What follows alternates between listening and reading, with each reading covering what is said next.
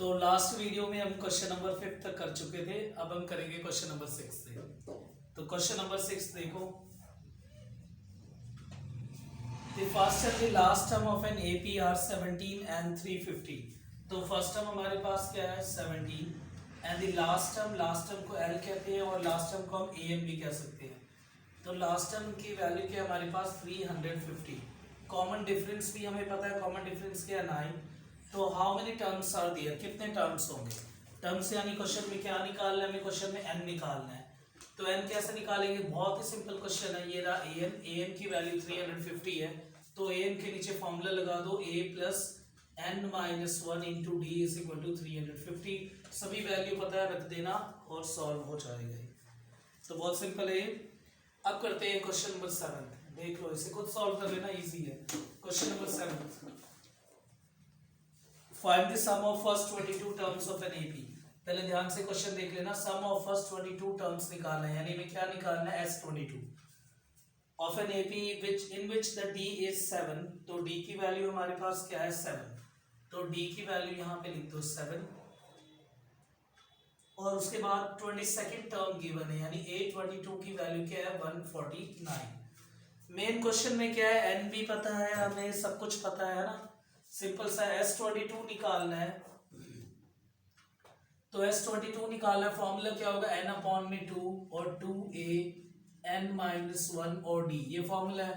ए नहीं पता बस हमें, और ए हम कहाँ से निकाल लेंगे, ए को हम सिंपल निकालेंगे कहाँ से, A22 यानी यहाँ से हम a की वैल्यू निकाल लेंगे, यानी A22 अगर 149 है, इसके नीचे फॉर्मूला a प्लस में 21d 149, और यहाँ से क्या निकाल लेना, d की वैल्यू रख दो, यानी a प्लस में 21, d की जगह क्या रख दिया हमने 7 149, a प्लस में फिर क्या करेंगे 1 4 और 7, और यहाँ क्या गया 149, a की वैल्यू 149 माइनस 147, a की वैल्यू आ गई 2, और इस 2 को सिंपल आप इसमें रख दो।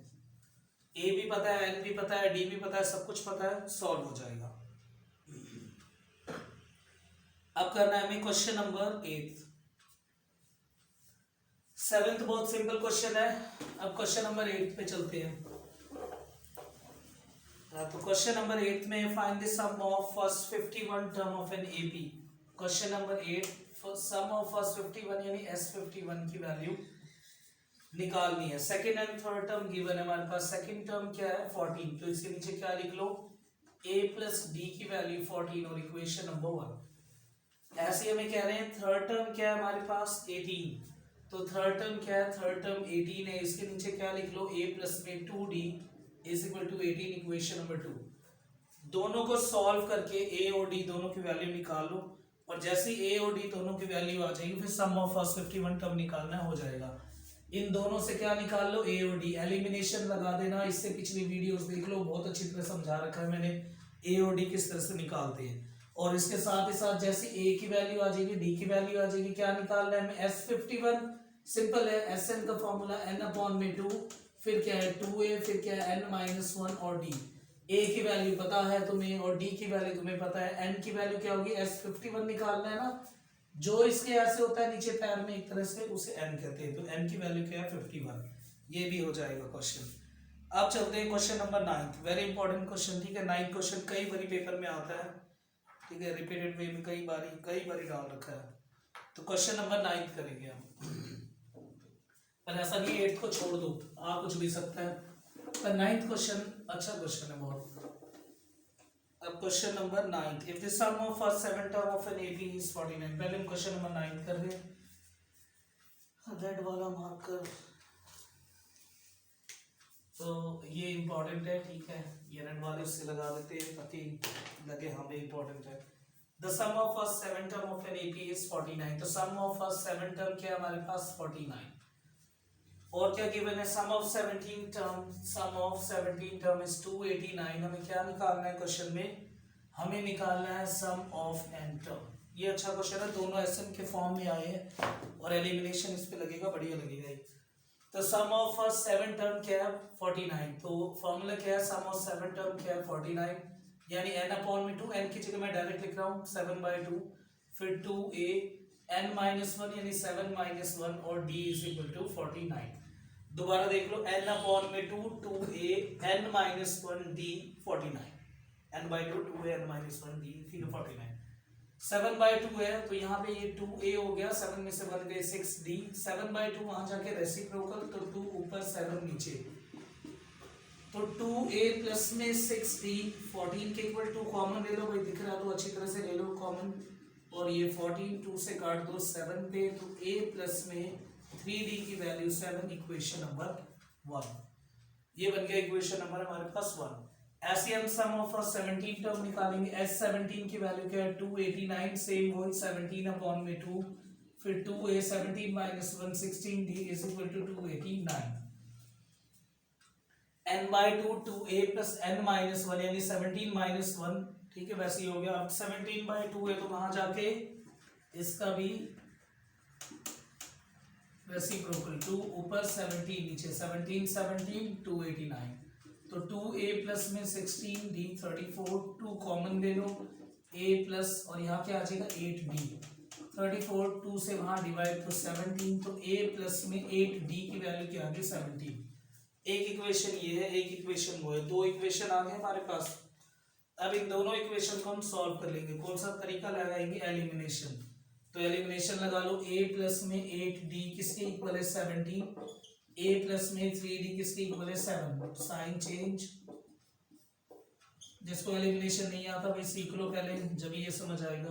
तो d की वैल्यू आ गई 2, इस d की वैल्यू अब 2 आ गई, किसी भी इक्वेशन में रख दो, ये मेरे को अच्छा सा लिखा है इसमें रख रहा हूं मैं, ठीक है a प्लस 3d, तो a प्लस में 3d किसके इक्वल है 7, a 3d की जगह क्या रख दो 2 7, तो a की वैल्यू क्या आ गई 1, 3 2 जा 6 और वहां जाके माइनस, a की वैल्यू भी पता चल गई, d की वैल्यू भी पता चल गई। निकालना क्या है क्वेश्चन में सम ऑफ nth टर्म, तो यहां लिख रहा हूं मैं देख लेना, सम ऑफ nth टर्म निकालना है हमें sn, तो sn निकालना है, sn का फॉर्मूला n अपॉन में 2 फिर 2a n माइनस 1 और d, n बाय 2 a क्या है हमारे पास 1 और n माइनस 1 d की वैल्यू क्या है 2, तो n बाय 2 2 को 1 से करेंगे 2, 2 को n से मल्टीप्लाई करोगे 2, 2 को 1 से करोगे 2, और ये दोबारा देख लो एस एन का फॉर्मूला लगाया है, हमें n नहीं पता था तो n को वैसे का वैसे ही रहने दिया मैंने सेम, n वैसे का वैसे ही एज इट इज है, ठीक है, और 2a a की जगह 1 फिर n माइनस 1 और d की जगह क्या रख दिया मैंने 2। अब क्या करना है हमें सिंपल, देखो 2 से 2 कैंसिल हो रहा है, काट दो, तो क्या आ जाएगा n बाई 2 और ब्रैकेट में क्या आ जाएगा 2n और इससे कट गया n स्क्वायर, तो भाई रट लेना आंसर क्या है n स्क्वायर, और ये तरीका है बहुत इंपॉर्टेंट क्वेश्चन है। क्वेश्चन नंबर 10 मैं स्क्रीनशॉट ले लेना या फिर पीछे करके दोबारा देख लेना। अब क्वेश्चन नंबर 10 है, और क्वेश्चन नंबर 10 मैंने अपने पार्ट नंबर 2 में एपी के उसमें करवा रखा है, इंट्रोडक्शन में देखना, introduction part number 2 question number 10, ठीक है वहां मिल जाएगा, दोबारा सुनो भाई इंट्रोडक्शन में, ठीक है इंट्रोडक्शन में पार्ट नंबर 2 पे देख लेना, वहां हो जाएगा कौन सा क्वेश्चन नंबर 10 भी वही मिल जाएगा, क्वेश्चन नंबर 11, तो दोनों बहुत बहुत इंपॉर्टेंट क्वेश्चन है, ठीक है इस बार इंट्रोडक्शन तो देखोगे तुम, ठीक है, तो क्वेश्चन नंबर 10 कर लेना, ये इंपॉर्टेंट है, और ये क्या है वेरी वेरी वेरी वेरी कितने सारे इंपॉर्टेंट लगा तो बहुत ज्यादा इंपॉर्टेंट क्वेश्चन नंबर 11, यानी जिसमें मैंने बता रखा है कि एसएन से किस तरह से हम एएन तक पहुंचते हैं वो पूरी अच्छी तरह से समझ लेना। तो 11th भी वही हो गया, 10th भी हो गया हमारे पास, 11th भी हो गया। अब चलते हैं हम क्वेश्चन नंबर 12 पे, तो भाई क्वेश्चन नंबर 12 13 और 12th क्वेश्चन पे चलते हैं। पहले क्वेश्चन नंबर 12, तो क्वेश्चन 12 है हमारे पास, find the sum of the first 40 positive integer, पहले सम निकालना है वो किसका 40 पॉजिटिव इंटीजर, यानी n तुम्हें दिखी क्या होगा 40 है, और डिविजिबल बाय 6, तो 6 12 18 ये 6 की सीरीज, ठीक है बहुत सिंपल है, हो जाएगा n by 2 2a n minus 1 और d, ठीक है n by 2 2a n minus 1 d हो जाएगा, ठीक है फॉर्मूला a पता है, ये तुम्हें d पता है, ये भी नहीं हुआ फिर तो फायदा ही नहीं है कुछ। Question number 13, find the sum of 15 multiples of 8, यानी s 15 निकालना है 8 का मल्टीपल, ठीक है ये भी सेम कर लेना भाई। और क्वेश्चन नंबर 14, क्वेश्चन 14 देख, तो क्वेश्चन नंबर 14 करेंगे हम, पीछे कुछ बच्चे बैठे हुए हैं, एक का नाम है बॉबी। हेलो बॉबी। ठीक है। तो क्वेश्चन नंबर 14 पे भाई, find the sum of the odd number 0 and 50। तो 0 एंड 50 के बीच में हमें क्या बताना है, सम ऑफ ऑड नंबर। और ये क्वेश्चन नंबर है कौन सा, 14।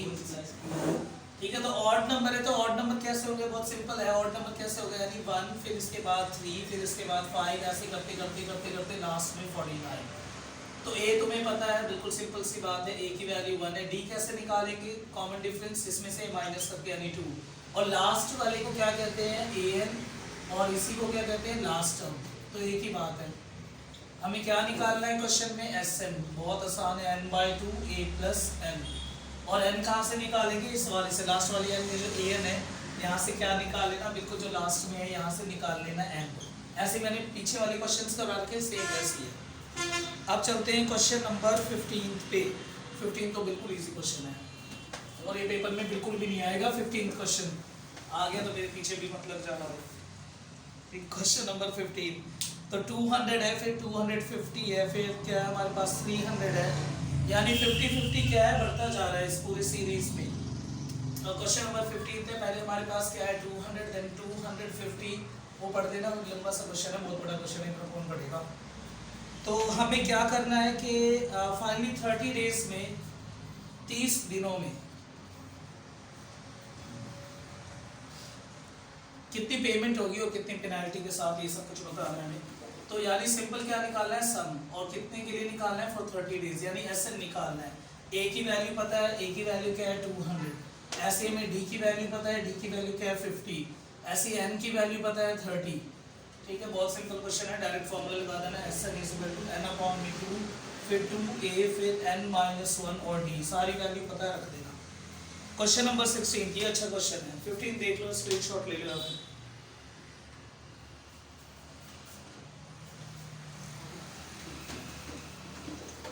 अब चलते हैं क्वेश्चन नंबर 16 पे। क्वेश्चन नंबर 16 अच्छा क्वेश्चन है। दो तरीके हैं इस क्वेश्चन को करने के लिए, एक तो डायरेक्ट के भाई फॉर्मूला यूज कर लो एसएन का, एक और तरीका है कि हम इसे एक सिंपल तरीके से करेंगे। तो मैं करवाऊंगा सिंपल तरीके से। और 7 प्राइज एक डिस्ट्रीब्यूशन है, वो उसमें स्टूडेंट को प्राइज दे रहे हैं, हर एक प्राइज जो है पीछे वाले प्राइज से 20 कम है, इस तरह से करके पूरी सीरीज है। तो 7 प्राइज है और सभी 7 प्राइज का सम कितना है हमारे पास, सभी 7 का उसका कितना सम है, 700। दोबारा सुन लो, 7 प्राइज है हमारे पास, हर एक प्राइस जो है दूसरे प्राइस से जो है वो 20 कम है। तो और टोटल उनका सम कितना है, सम हमारे पास 700 है। तो दो तरीके से कर सकते हैं, तो फॉर्मूला लगाओ, विदाउट फॉर्मूला। विदाउट फॉर्मूला बहुत आसानी से हो सकता है, तो वो करेंगे। तो पहले प्राइस को मान लेंगे a, इससे पीछे वाले को यानी a माइनस 20, इसी तरह से करना, इससे नेक्स्ट वाले को a प्लस में 20, अब आगे वाले कर लो, तो a प्लस में 40 आ जाएगा समझ। a प्लस 40, ऐसे यहाँ पे a माइनस 40, इस तरह से यहाँ पे a प्लस में 60, ऐसे यहाँ पे क्या करेंगे a माइनस 60। गिन लो, 7 हो गए, 1 2 3 4 5 6 7 8। अब इन सबका सम कितना है, इन सबका सम मिला के हो रहा है 700। तो इनके बीच में नेक्स्ट लाइन में क्या कर देना, प्लस ऐड कर देना। ठीक है, नेक्स्ट वाली लाइन में करना है ये ऐड, सबको सबके बीच में क्या लगा दो, प्लस, और ये सब कट जाएंगे, 60 प्लस 60 माइनस 60। ठीक है, ज्यादा क्रेजी हो गया। ठीक है, प्लस 60 माइनस 60, ऐसे माइनस 40 प्लस 40 20 और माइनस 20। ठीक है, तो सबका सम कितना आ गया हमारे पास, 7a, और ये क्या आ गया 700। ऐसे 7 मल्टीप्लाई है, वहां जाके डिवाइड, a की वैल्यू आ गई 100। इसी तरह से फर्स्ट प्राइस 40, 100 में से 40 गई 60, थर्ड 80, ऐसे करके पूरे सीक्वेंस में निकाल लेना, इजी तरीका है वो। अब करते हैं क्वेश्चन नंबर 17। यही वाला तरीका लगाना, ठीक है, आसान है। क्वेश्चन नंबर 17, आगे जितने भी क्वेश्चन हैं सारे ही क्वेश्चन ऐसे ही हैं, पेपर में तो नहीं आते हैं, बाकी कर लेना, मैं समझा दूंगा, वैसे वैसे करवा दूंगा मैं, कैसे क्या करना है क्या नहीं।